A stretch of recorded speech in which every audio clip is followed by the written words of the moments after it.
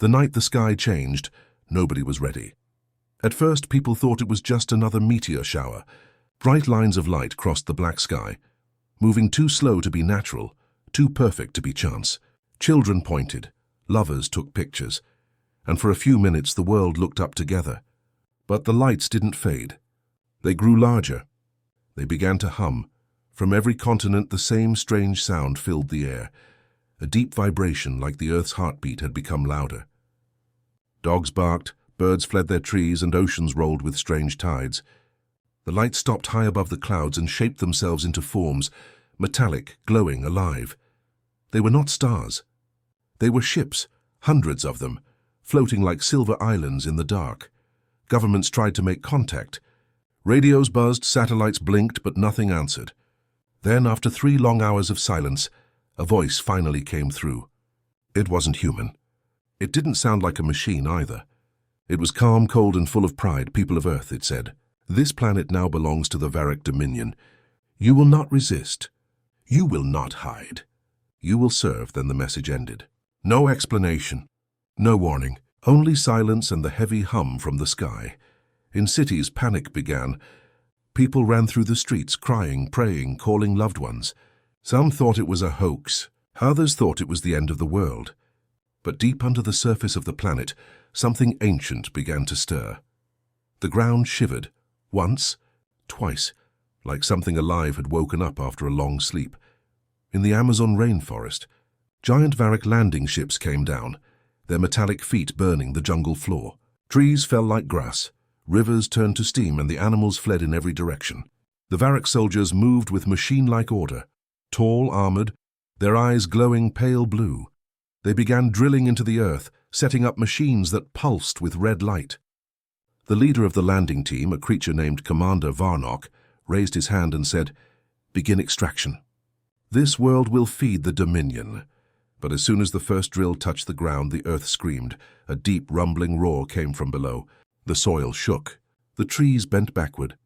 For a moment the soldiers froze. Then the ground beneath their machines cracked open. One of the ships tilted sideways and vanished into a hole that wasn't there a second ago. The commander shouted orders, but it was too late. The ground moved like water, pulling metal and fire into itself. Within minutes, the entire landing zone had vanished. Ships, soldiers, everything, swallowed whole by the earth. Across the planet, similar reports came in. In Africa, a Varric ship sank into the desert sands. In China, a floating fortress was struck by a storm that seemed to appear out of nowhere.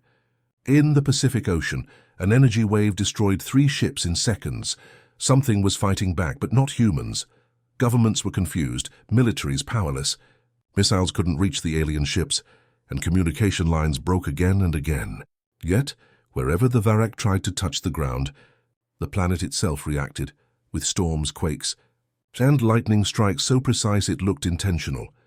In a bunker beneath Geneva, scientists watched in shock.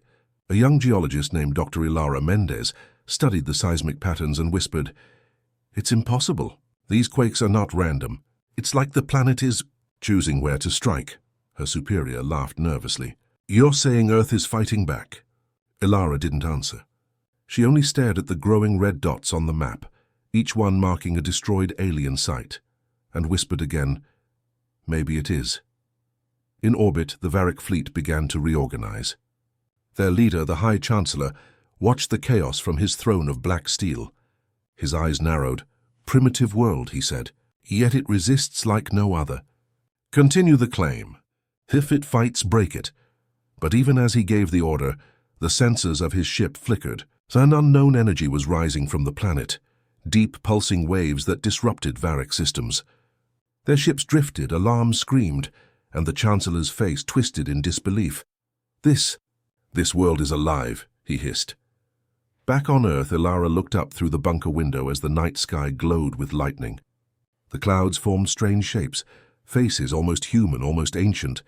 For a second she thought she heard a whisper in the thunder. "Mine." The earth trembled once more. Somewhere in the Amazon, a mountain moved. The jungle grew over the buried ships, swallowing them completely as if nothing had happened. The world went quiet again. But this time, everyone could feel it. The ground wasn't just shaking, it was breathing. And humanity realized Something terrifying. The aliens hadn't just invaded a planet. They had angered a living world. For 3 days after the first attack, the skies above Earth stayed silent. The Varrock fleet floated high in orbit, wounded but not defeated. Below them, the planet turned slowly, wrapped in thick clouds. From space, it looked peaceful again. Calm oceans, quiet forests, shining cities. But the Varrock soldiers who had survived the landings knew the truth.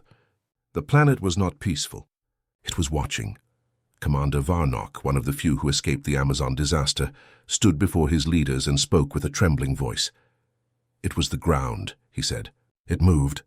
It swallowed our machines like they were nothing. The soil, it was alive." The High Chancellor did not believe him. "You speak fear," the leader growled. "No planet has life that deep.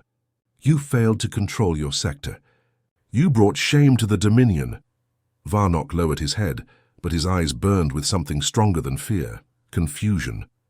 Because deep in his mind, he could still hear the sound from the jungle before everything fell apart.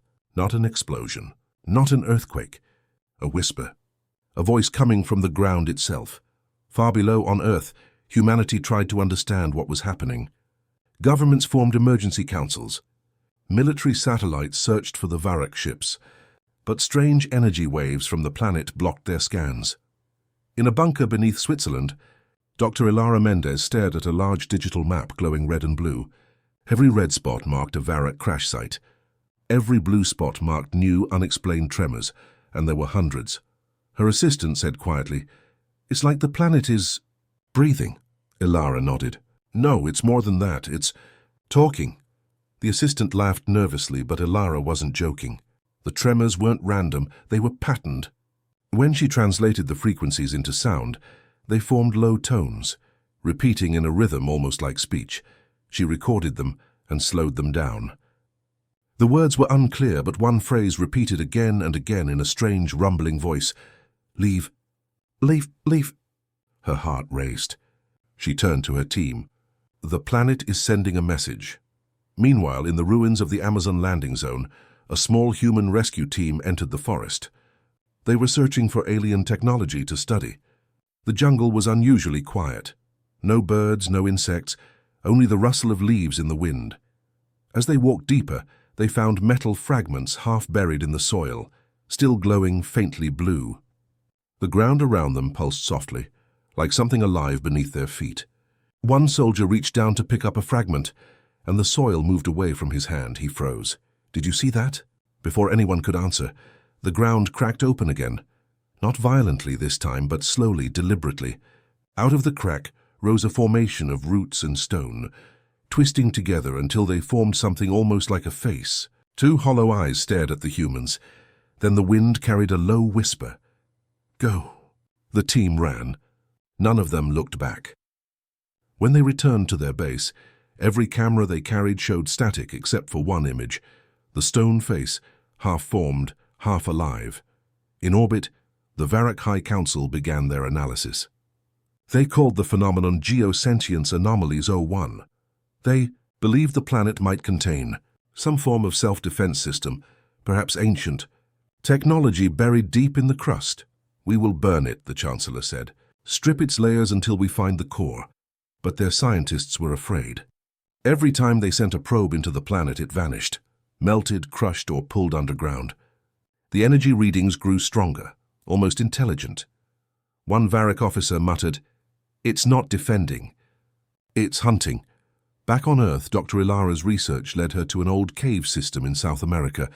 She entered with a small team, following seismic readings that matched the strange voice pattern. Inside the cave, she found something that made her heart stop: carvings. They were ancient, older than any known civilization. The symbols showed humans standing before mountains with faces, rivers with eyes, trees that moved. And beneath them, written in a language she somehow understood, was a warning. "The planet remembers." Her flashlight flickered. The cave walls vibrated gently, and a low voice echoed through the stone, the same deep tone from her recordings. "They come again," it said. "The Sky Thieves." Ilara dropped her device. "Who are you?" she whispered. The voice answered, slow and heavy, like the movement of continents. The ground, the air, the fire. The sea, we are Earth, and we do not forget. The cave shook, dust fell from the ceiling, and her team pulled her out just as a crack opened where she had been standing. Outside, lightning flashed across the sky, though there were no clouds. The team ran for their lives as the jungle behind them began to move. Not like wind, but like something alive, shifting, crawling, whispering. In the stars above, the Varrock prepared for another strike. Their ships glowed red, weapons ready. But the moment they began to descend, the entire planet pulsed, a single heartbeat that sent shockwaves through their fleet. Systems failed. Lights flickered.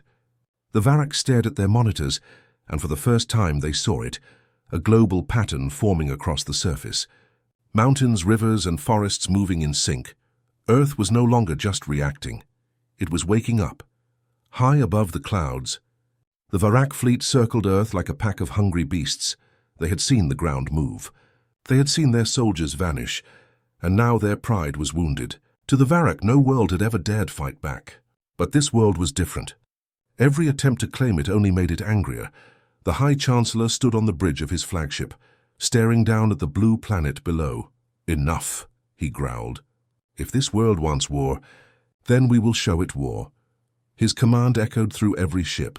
The Varrock fleet prepared their orbital cannons, weapons strong enough to turn mountains to dust.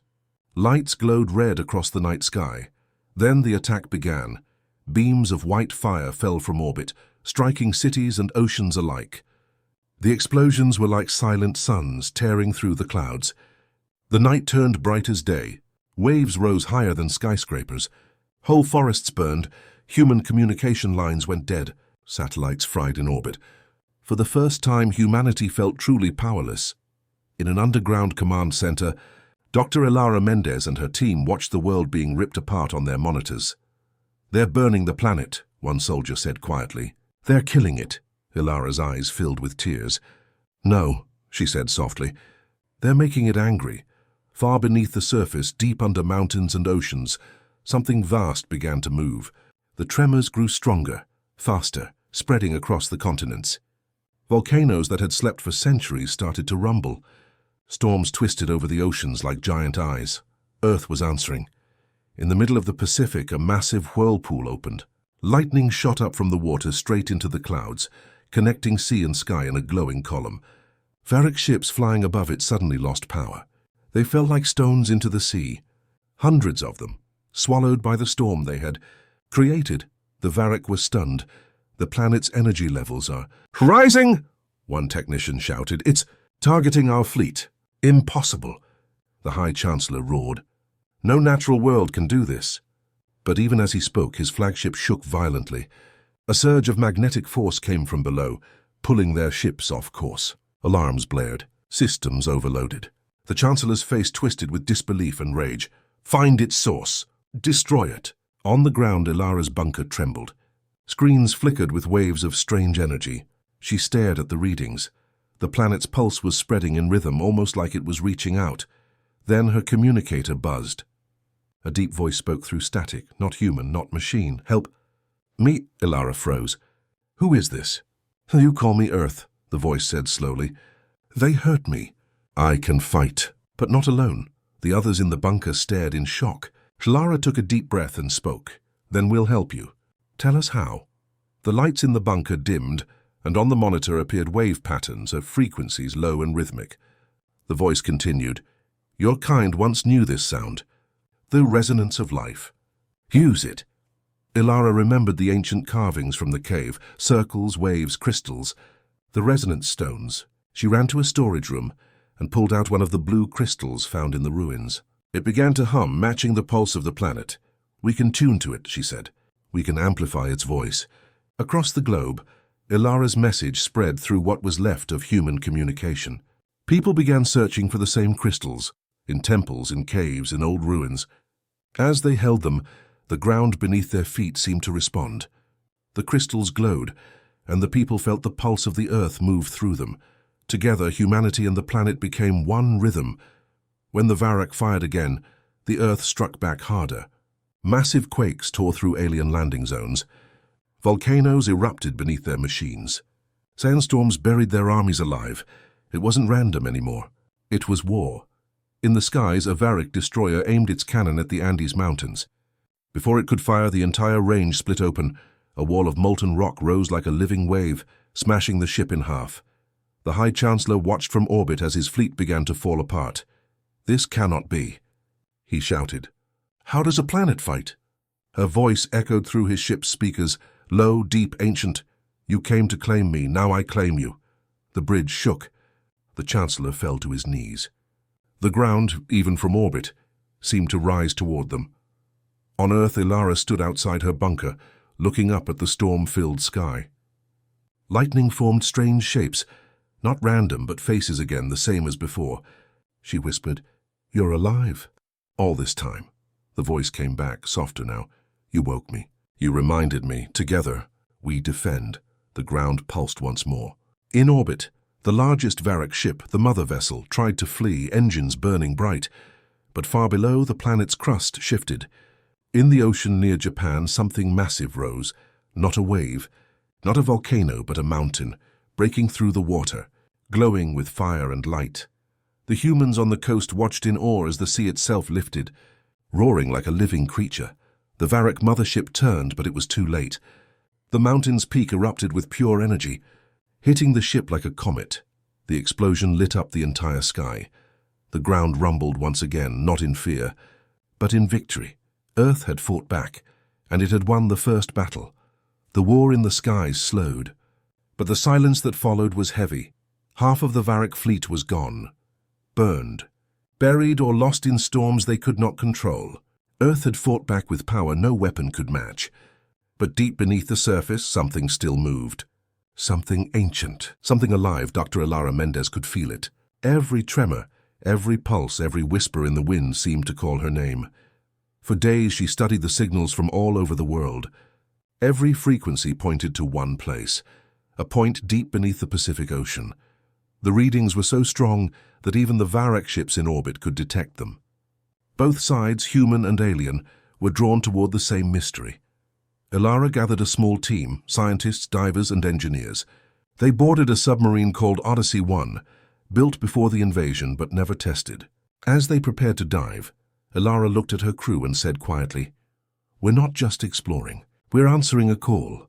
The descent was long and dark. The deeper they went, the stranger everything became. The ocean pressure grew, but the submarine sensors showed no danger. In fact, the water around them seemed to move with purpose, like it was guiding them. Then, suddenly, the ocean floor opened, a glowing crack releasing soft blue light. The submarine drifted closer, pulled by an invisible current. "It's a tunnel," the pilot whispered. "Something's waiting down there," Ilara nodded. "Keep going." They entered the glowing fissure, and what they saw next stole their breath away. It was not a cave. It was a chamber, and vast, endless, and alive. The walls pulsed like veins, carrying light instead of blood. Giant roots of crystal and metal stretched in every direction. The air inside the submarine vibrated softly, and for the first time the crew heard it. A heartbeat. Slow, steady, powerful.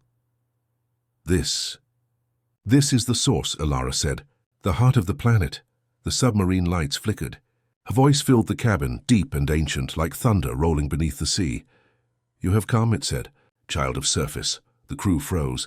Ilara's hands trembled as she answered, Your Earth? I am what you call Earth. I am Gaia. I slept while you grew. But they came again. The sky thieves. They hurt my skin, my oceans, my air. I woke to stop them." Ilara stepped closer to the window, staring at the pulsing light beyond. "You protected us," she said softly. "You protected me first," Gaia answered. "When your kind learned to love the soil, to plant, to build. I remember all who walked upon me." The crew was silent. For a moment, the war above felt far away. But peace never lasts long. Far above, the remaining Varric ships had found the same energy signal. The High Chancellor saw the readings and smiled cruelly. "So this is its heart," he said. "If we destroy it, the planet dies." He ordered the creation of a planet-killer weapon, a black sphere powered by the energy of their fallen ships. It would be dropped directly into the Pacific to pierce the planet's core. As they began charging the weapon, Gaia's voice grew weak. "They seek my heart," she whispered. "I cannot hold them alone." Ilara clenched her fists. Then we'll help you fight again. No, Gaia replied. If I fight more, I will break. The fire inside me will burn everything. Even you. Ilara looked around the glowing chamber, her mind racing. Then let us protect you. Let us show you that we can stand with you.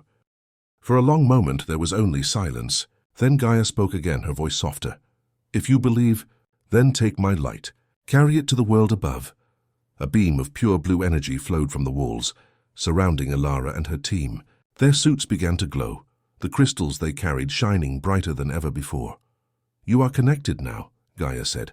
You and your kind. My strength will flow through you. At that same moment, in cities across the world, the ground pulsed with light. People felt warmth under their feet, like the planet was breathing through them. Rivers glowed faintly blue, and winds whispered messages no one could explain. Humanity and Earth were linked as one, but high above, the Varrock fleet was ready. The planet-killer weapon began to descend, a black sphere glowing with red fire, falling through the clouds like a dying star. In the submarine, alarms rang. The crew looked up through their cameras and saw the object entering the ocean. It's coming straight for us, the pilot shouted. Ilara turned to the glowing core. Gaia, you have to stop it! The ancient voice rumbled with pain. Too weak, too soon, you must choose. Choose what?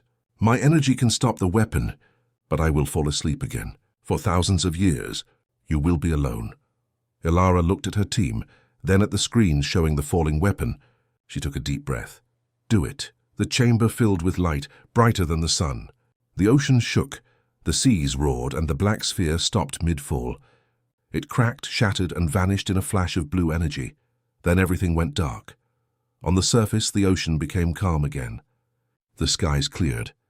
The Varrock fleet lost all power and drifted helplessly. Ilara's submarine floated upward, silent. Her team looked around in awe. The glowing chamber was gone. Only deep blue water surrounded them. Gaia's voice faded to a whisper. Sleep, now. Protect each other, Ilara whispered back. We will. The connection broke.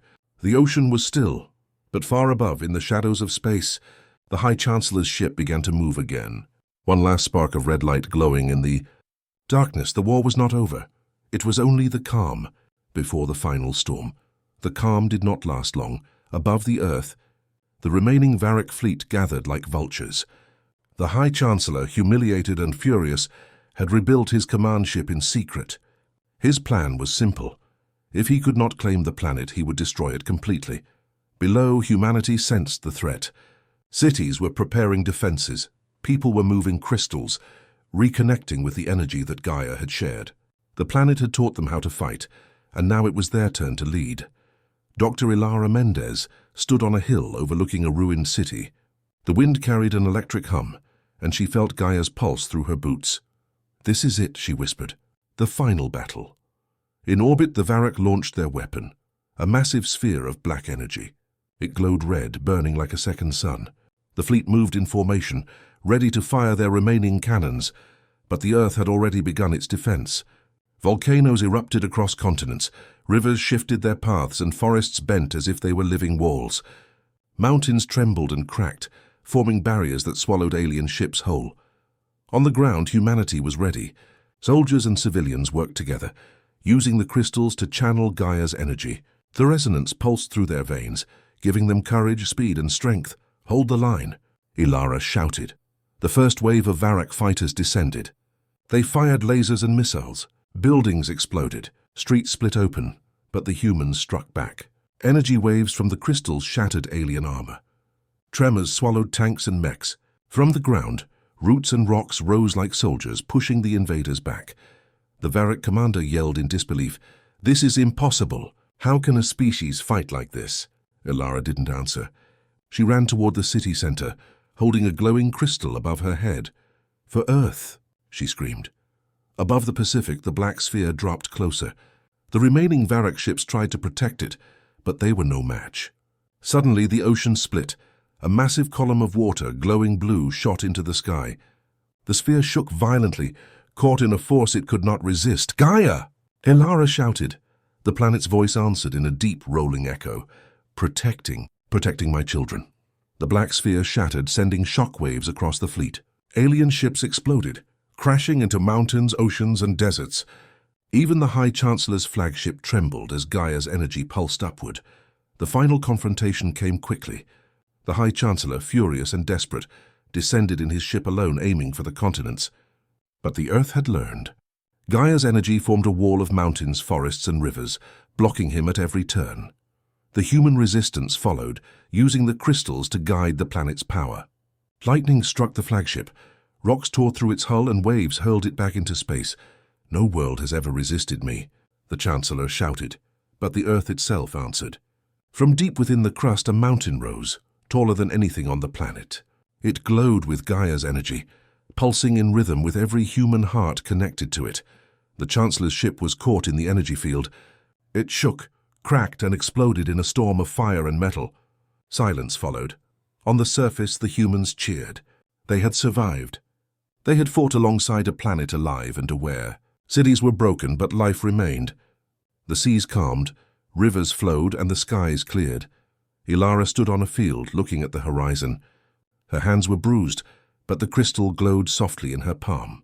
She whispered, "No one claims Earth, Earth claims us." Across the planet, others felt the same. From the deserts of Africa to the jungles of South America, humanity and Earth had become one. But as the celebration began, Ilara noticed something in the distance. A piece of alien metal, glowing faintly blue, half buried in the ground. She knelt and touched it. A faint voice echoed, soft and cold. "Round 2. Ilara's eyes widened. "They'll come back," she said. Gaia's pulse throbbed gently through the ground. "And I will be ready," the voice answered. The humans looked at each other. They were tired, scared, and battered. But they were alive. They were connected to a planet that could defend them. Together, they would face whatever came next. For the first time in history, Earth was more than land, water, and sky. It was alive, it was home, and nothing, not even the most powerful empire in the galaxy, would ever take it without a fight.